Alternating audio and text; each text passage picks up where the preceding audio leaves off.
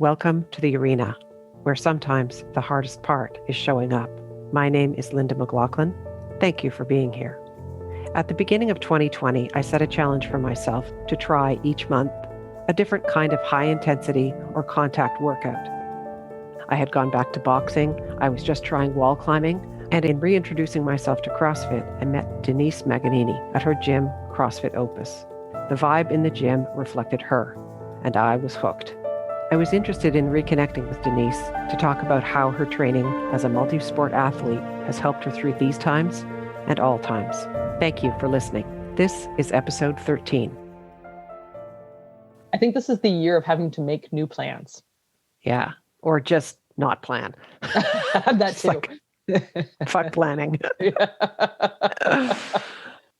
I always have a little intro for the people that I interview. And what I know of you is that you're a CrossFit athlete, entrepreneur, a heavy lifter in all sense of that word,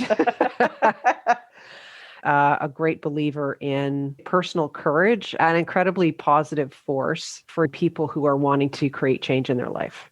I guess these days I'm more of a power lifter than a CrossFit athlete, because that's what I've been competing in the last few years. Still training for nationals. We don't know when they're going to happen. It'll probably look very different, but hopefully we'll get to a point where we can compete.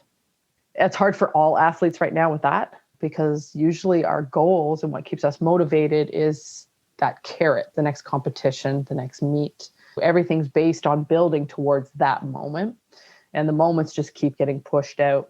So that's a bit challenging, but I'd say definitely I'm a power lifter these days. I spent a number of years being a CrossFit athlete, cyclist for happiness. I think that's it. I saw some video of you lifting. Was it this past weekend? What did you lift? So this one was a mock meet, very COVID friendly.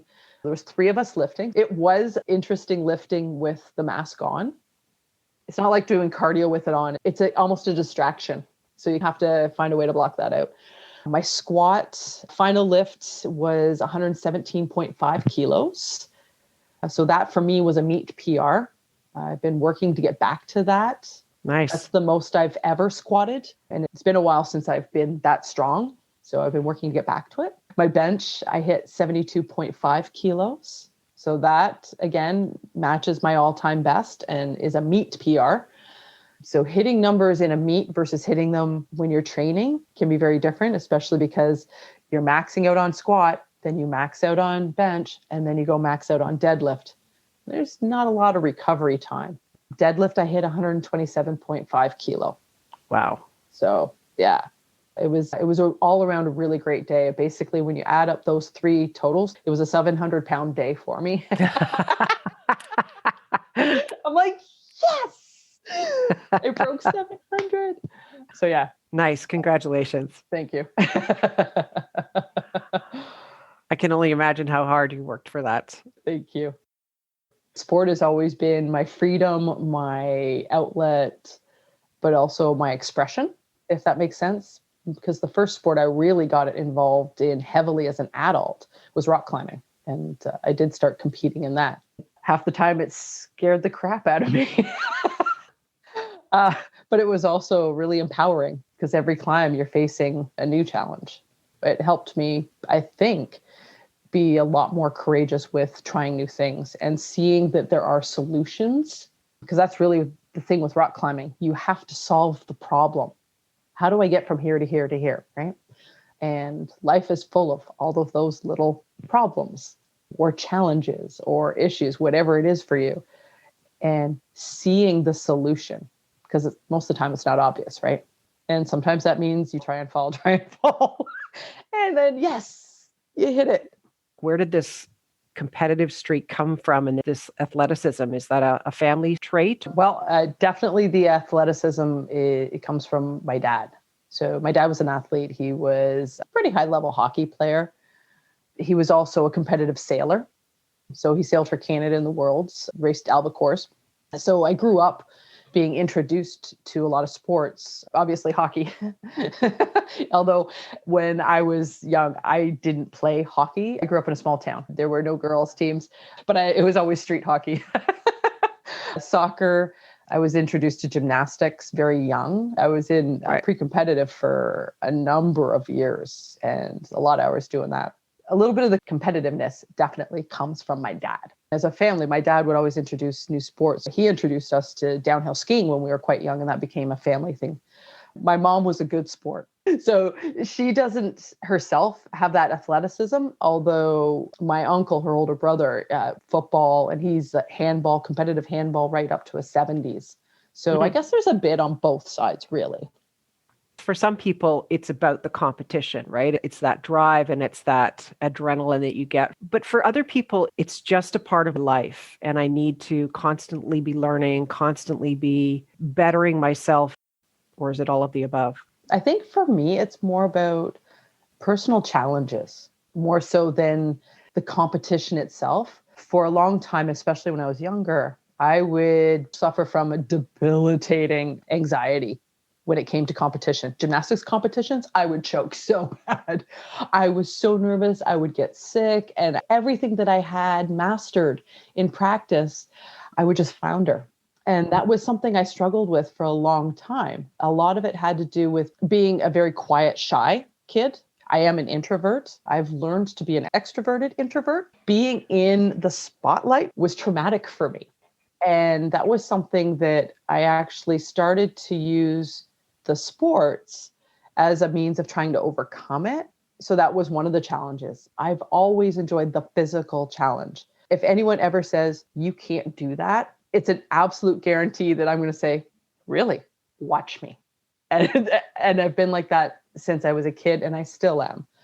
I think that's one of those things. We're capable of so much more than we initially believe. And most of the time, we're capable of more than even others can possibly believe that we're capable of.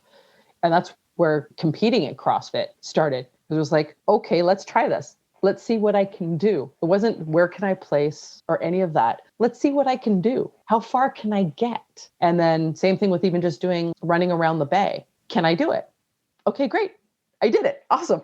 Everybody's like, do it again. I'm like, no. There's some things I enjoy and some things I come out the other side of and go, wow, that was awesome. And other things I'm like, so glad I did it. Never again.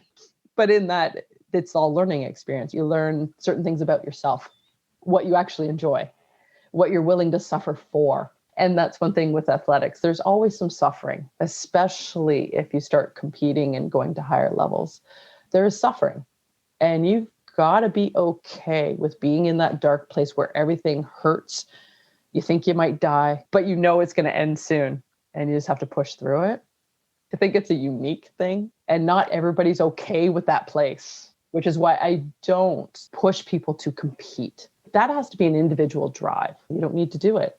You can still do this for the fun of it. You can do this for the physical benefits, the mental benefits, but most people don't need to go there. And that's something that I've always been very conscious of because it's a tough place to be. What do you use to push yourself? Sometimes it's as simple as the wanting. I want that goal. And some days I'll want it bad enough. And some days, maybe I don't want it bad enough. Maybe that's why it just didn't work. I didn't get there. And sometimes it's fear of failure. That's a lot of what happened with starting Opus, because I left a career in microbiology to start coaching full time and then open my own CrossFit gym. It was a huge leap. So there was a big fear. There was a fear of failure. But the one thing I knew for sure was that I wasn't happy doing what I was doing anymore. I didn't enjoy the field I was in and the area of the field that I was pigeonholed in. I was spending so much time commuting. My quality of life wasn't what I thought it should be. I thought when I got into microbiology that what I did was helping people. Unfortunately, that's not the reality. When I started getting involved in CrossFit and I saw how much it not only helped me, not just physically, but mentally, it really does help develop a mental toughness. I learned that I could handle so much more than I ever thought. I could handle hardship. I could fight my way through something very uncomfortable. I started with lifting weights and getting stronger, feeling more confident in myself and my ability. And it just translated to a confidence in maybe that wisp of an idea that becomes a dream can actually be achieved and then be a future. I took a leap and I coached full-time and managed a CrossFit gym for almost 3 years before I opened my own. So I didn't go into it 100% blind. I developed my skills. I learned things that I wanted to do differently, things that I felt could be better about community, how that could be done. And I could focus that in my own gym, which is why I always had much smaller classes. That was intentional. And a lot of that was because I interact better with smaller groups of people, but I also felt that way everybody got more coaching attention. They had more space to work safely. It was really more about the personal aspect of it. And I think that kind of fitness and that kind of community style gym is about that personal aspect. And everyone's there with their own reasons and possibly fighting their own demons, because sometimes that's where we fight them. Contact sports are great for that. I've had a rough day at work. I'm going to go hit the bag. Everybody loved flipping tires. It's a bit primal, but it helps you channel some of those emotions and mental challenges that you've had through the day in a safe way. What I'd learned through years of sports and athletics was that the worst thing that was going to happen was I'd trip and fall and get back up. I had support, which was really awesome. What event in your life has had the most profound impact? That's a deep, hard one. I think it was the 2012 CrossFit Canada East Regional Competition. The 2 years prior to that, even though I'd qualified as an individual, I competed on a team. And that was so much fun. I've always loved doing the team events. So the 2012, I qualified as an individual, but it was getting harder and harder. And I'll be honest, I was 39. So the next year I would have been a master's. But I also knew that the next year, my plan was that I was going to be opening my own gym. So I think part of why it had such a profound effect is that in my mind and my heart, it was my last all-out competition before I had to give all of myself to a completely different goal. It was a huge challenge because all the other competitors out there were, I think the next closest to me was like 32, and then they were all in their early 20s. So that was a little bit daunting in and of itself. And there was a number of events in that one that I didn't know if I was going to be able to make it past the disqualification. I'd never done it before. So they were going to be first that were going to happen out on the competition floor with cameras in my face. Yeah. And that was actually the first competition that any of my family came to watch. Wow. So it was like my last hurrah in a way. And really it was just, let's see how far I can go each day. I made it through day 1. Yes. Okay. Day 2, made it through day 2. Yes. And it's like, I made it to the final event. Awesome. And came out alive. And laid it out on the floor, I have to think, knowing you. Yeah. Yeah. There may have been some blood, sweat, and tears. Yeah, I would think. So yeah, it was one of those things. I was very proud of the effort I put in. I was ecstatic that my family came out. Because like I said, they'd never come to any of the competitions before. And part of it just wasn't really understanding what I was doing. But clearly understood that this was really important to you. Yeah. What does living a courageous life mean to you? I think for me, it means living honestly. And sometimes that means making the right decision for me, what is in my greater good, without succumbing to peer pressure or perceived expectations from others or guilt of letting people down. That could be anything from family or a community. So I think for me, it's living honestly. And part of that is being honest with myself, and that if I want to try something, it's okay to fail at it. Just go try it. Maybe you'll hate it. That's okay. You don't have to do it again. Maybe you'll love it. I was actually pretty scared about getting on my road bike when I first got it. And it took me 3 years to clip in. So sometimes it's a prolonged transition. And I didn't let anyone push me into clipping in. That was a big thing for me. It was, I'll do it when I'm ready. Right now I'm enjoying it. I want to keep enjoying it. It was also one of the reasons that I transitioned out of rock climbing, because being honest with myself, I spent as much time being scared. There was the positive adrenaline, but also a negative adrenaline.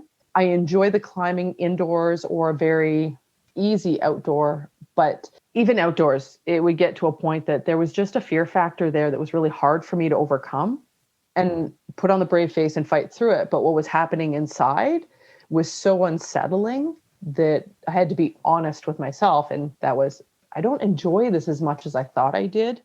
And a lot of that was community related. I enjoyed the community.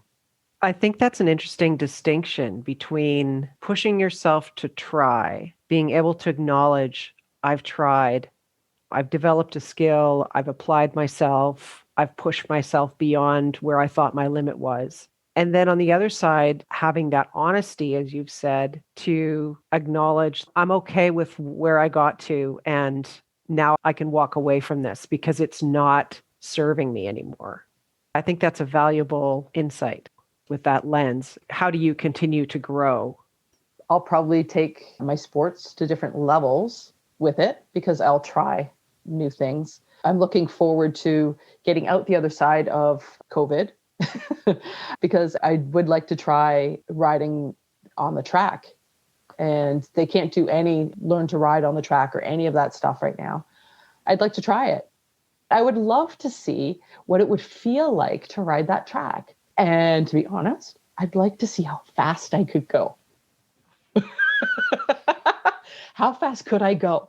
There's only one way to find out. So that's something that I have maybe to look forward to, an opportunity to try that. But also, I think even just this, everybody's surprised when I tell them I'm working in a greenhouse. I bet. And I'm very happy. I'm very content. And then I tell them, I'm like, it's great. I walk to work. I play in soil. I play with plants. I shape plants. I'm doing physical labor and I'm helping another small business owner. And to me, that's a very important thing, especially through this. And then I walk home and I do all the things that I need to do for me. I train, I lift, I walk my dogs, I have dinner with my partner. And it's just this simpler life, but it's also still learning something new and trying something new. Mm.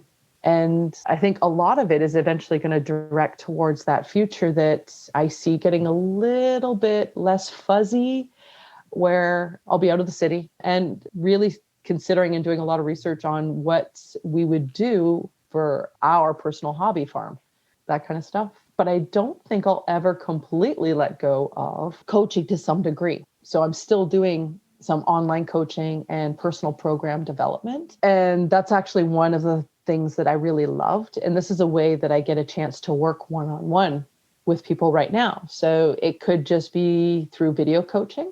Some of my clients are that way. And it could just be that they would like a program because they need some structure to reach certain goals, whether they want to get stronger or they just want an overall better fitness, improved cardio. And here's what they have at their disposal because they have limited home gyms. And I write them a program. And then we just touch base and month to month adapt the program based on how they're adapting. So I still get that really cool opportunity to help people see what they're capable of and achieve their goals and surprise themselves. That was always my favorite because I do it. I surprise myself every now and then, which is awesome. And I love to see that in everybody else, especially women, to be honest. I love seeing women be completely blown away by what they've just accomplished. And I know what they can do. And the moment they see it and they know they can do it, that's when we've all won. It sounds awesome. I loved Opus and the community. I find particularly with CrossFit, it really reflects the person who's running the gym. I've been to different CrossFits in different parts of the world, and you immediately get the personality of the box based on who owns the box. I've had great experiences and I've had not so great experiences, like any gym. But I think with CrossFit, I've often met really interesting, cool people who just bring it so hard when they're when they're there for the WOD. And they may not look like they're quote unquote CrossFit people, but they completely are. CrossFit builds you from the inside out. Yes. So I just want to say that you definitely created an environment where people could come and be themselves and enjoy themselves, enjoy the pain, and try. You gotta have some fun while you're doing that. Yeah. what was so devastating on so many levels was watching COVID take away what you had worked on so hard. So I wouldn't have been surprised had you said, when I asked the question, what's something that's had the most profound impact on you, is the loss of your gym because of COVID. And you're shaking your head. No, but it's funny because it's the highs and the wins that have a greater impact. Because if I focus on Opus, there is still that I did it. How it came to end, it's so much out of my control. I still think of the positive part of that. I did it. There were some amazing coaches that I was privileged to have. And oh my gosh, I got to meet so many cool people. But yeah, I think it's the positives have more of a profound effect and a longer lasting effect for me. And maybe that's a choice I've made, to hold the positive close. Again, this is all about looking in the rearview mirror of what happened, because none of us knew what was going to happen, how long this was going to go on. Though by the time the summer came, it was like, okay, this is bad. Yep. You were very decisive. I don't know what was going on in the background for you, but you seemed very decisive about, okay, this has happened. Let's make this decision now. Yeah. I applaud people who are trying so hard to make things work, but you made a very different decision and decided to go in a different direction, which was to say, it's been great. We're going to go online, but the gym is going to close. Yeah. It was definitely the hardest decision I've ever had to make. In the end, I was decisive. There was 2 months of, I was a wreck. There's the whole lot of weighing, how much can I bleed before it's too much? Because there are so many other things. If there were 3 things that would have been different, I would have probably fought it out and been still limping along like some of the others. One of the factors was that I'm only a couple years off of 50. That's an awesome thing, but I have to also be realistic that if I bleed out too much and I lose everything, it's really hard to build from scratch when you're 50. Part of this is what's in my greater good. So there was a lot of weighing out logic. Everybody has risk thresholds, and some of it has to do with what point you're at in your life. Like if I was 30, sure, I got lots of time to dig out of that hole. But it's one of those things, like I could foresee it becoming such a financial burden, which is unfortunate. And that's not what I wanted it to be. Being stressed out and so worried about the financial burden would take away from me being the best coach I could be. Yeah. Yeah. So it's like I wasn't willing to sacrifice that, because that's the part that I'm supposed to be giving. So I had to salvage that so that I could still give it, which I am. It's just in a different context. Yeah. But yeah. See, I was hoping you weren't going to make me cry. Oh, that. I'm like, oh God. I cry or you cry or we both cry. Every morning you would post the WOD, and I get the fact that you can put on the sunny face and you can put on the shiny smile and stuff, but there was no indication to us that things were going anywhere except steady state. You really supported all of us through what, for everybody in the world is just going through this crazy time. So you were definitely a beacon in that. So thank you.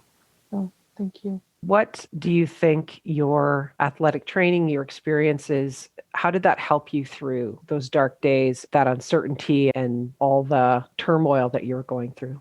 I think just knowing that I could put myself through hell and come out the other side, I can handle this, I can take it. And that was a lot of it, is I couldn't steal anyone else's hope. There was stages. I still had hope, and every now and then something would just get ripped away, but I couldn't take hope from everyone else until I knew there wasn't any. It wouldn't have been fair of me to put that onus on the community. And maybe that's just my stubbornness too.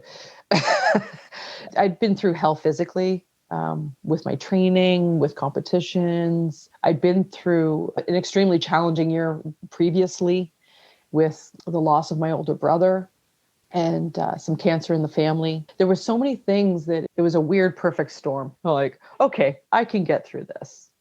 And getting through that was a little bit of holding on to my brother's memory. That helped. I think that helped me more than my sport.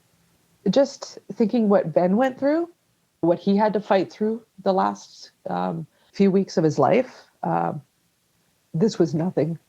So there was those moments where, and we all have them, a little bit of self-pity. And I would just be like, what the hell? And I would think about Ben. And I would think about what he would say to me as his little sis. And I would take a moment and I would go through every single thing in my life that was so important to me. And then I would just fight through it. Life provides us with some perspective when you encounter these big moments. And when you've had other big moments in your life, how did I get through that moment last time? Just remember what I said. There is a solution. You just have to see it. Look through the problem, see the solution. And Yes. The hardest part is digging yourself out of that hole in the couch. But once you get out of it. The hardest part is showing up. Yes.